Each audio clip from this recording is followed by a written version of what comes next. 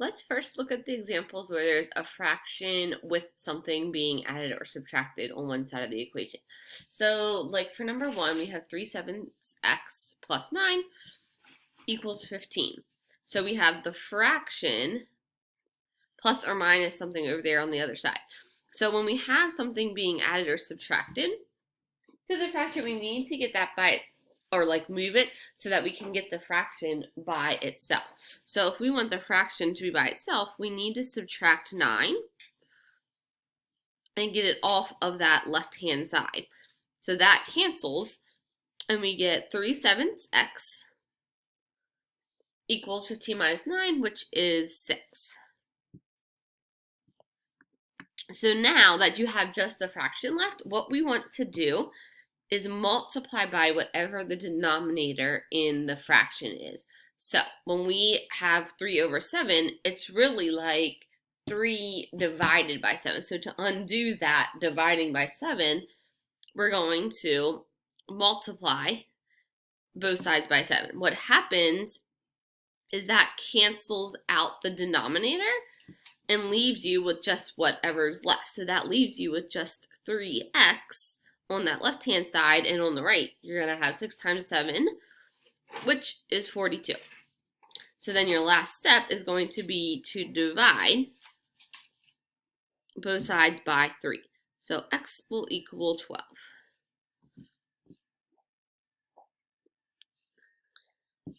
So if we look at the next one, we've got x over 3 plus 2. So same thing.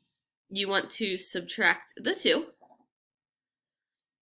Goes away, leaves you with x over 3 equals 13. So to get rid of this fraction, you multiply by what the denominator is. It's being divided by 3, so we will multiply by 3. Don't forget to do it to both sides. Cancels out. And we'll be left with x equals 39. So you really just want to get the fraction by itself and then multiply by whatever is in the denominator. So let's do number 3. -2 equals 1/9 x minus 1. So it's on the other side now, but it's the same idea. You're trying to get this by itself, so you want to move the -1. So we need to add 1 both sides. So we get -1 equals 1/9 x. And then same thing. If it's 1 divided by 9, we are going to multiply both sides by 9. The 9s will cancel and leave you with just that 1x there. 9 times -1 is -9. You can divide by 1 here, but 1x is just x. So x equals -9.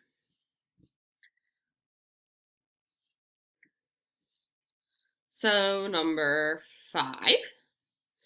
8 plus b over -4 equals 5. So same thing, trying to get the fraction by itself. So we will need to move that 8 over. Since it is a positive, we will subtract 8 from both sides. So we get b over -4 equals 5 minus 8 is going to be -3.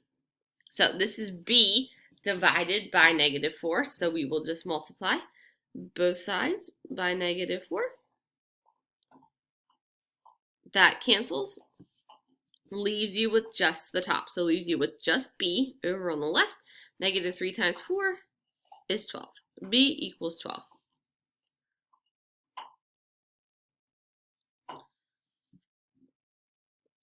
So 7 and 9. -6 equals n over 2 minus 10.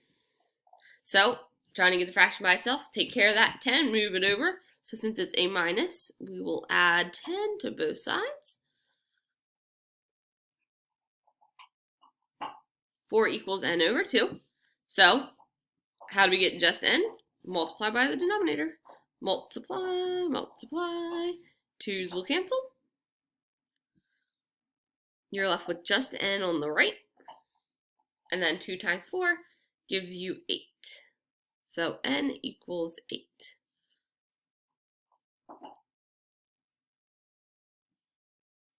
And number 9.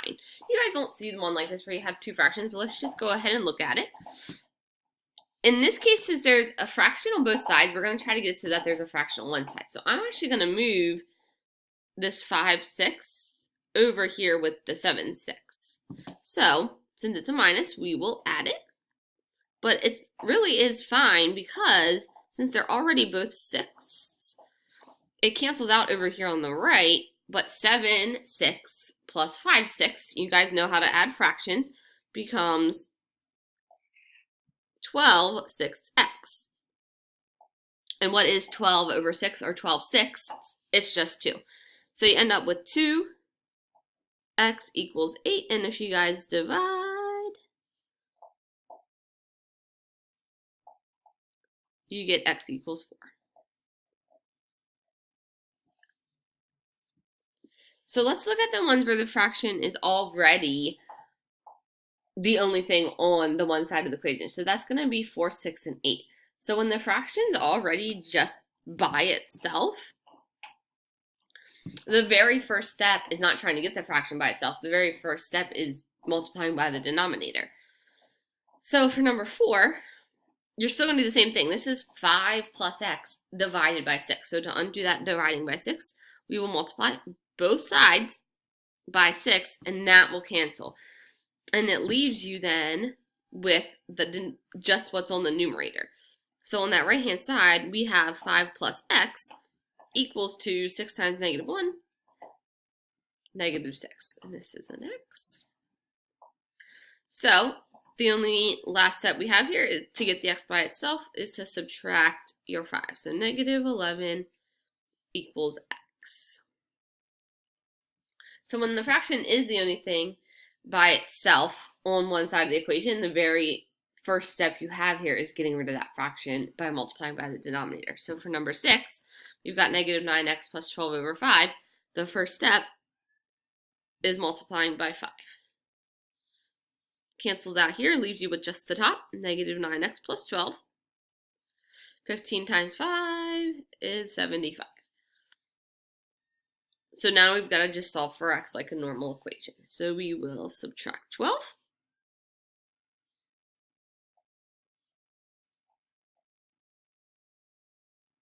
$63 equals -9x. And then we will divide both sides by -9 since that's what's attached to the variable. So x will equal -7.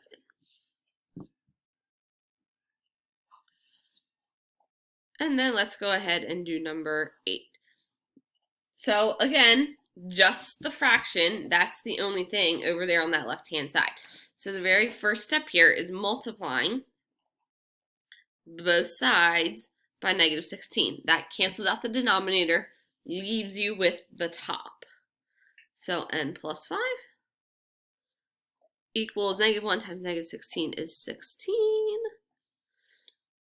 And then you guys will subtract 5. And n will equal 11. So with fractions, it's going to be a matter of either right from the first step, if the fraction is already by itself, undoing it. So to undo it, you will multiply by that denominator. If it's not by itself, the first step is going to be to get it by itself by adding or subtracting the term on the same side away. But really, other than that, to undo fractions, you really just multiply by whatever's in the denominator. You're left with the top. It's just making sure that when you do that, the fraction was the only thing over there.